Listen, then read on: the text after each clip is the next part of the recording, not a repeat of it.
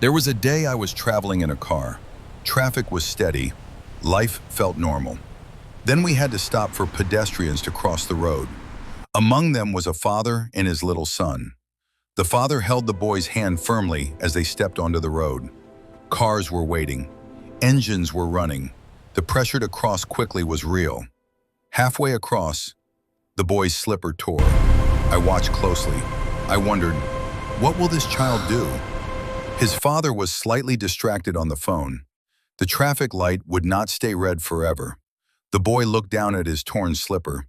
He could have stopped in the middle of the road. He could have tried to fix it there. He could have panicked, but he didn't.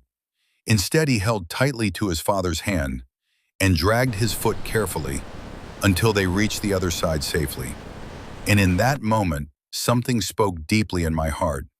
It is better to cross safely with something broken than to remain in danger trying to fix yourself.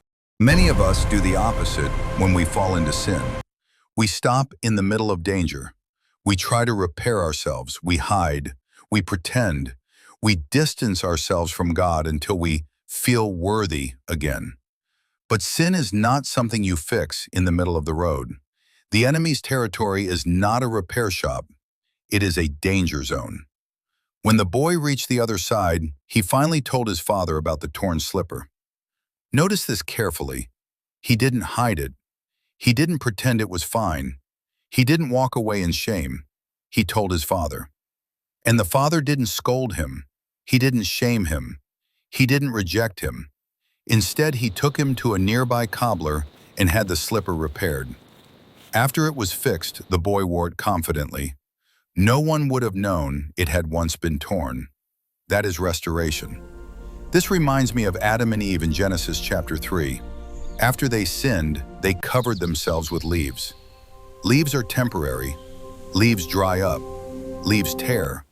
How long can you cover your mistakes with leaves? Sooner or later, they fall apart.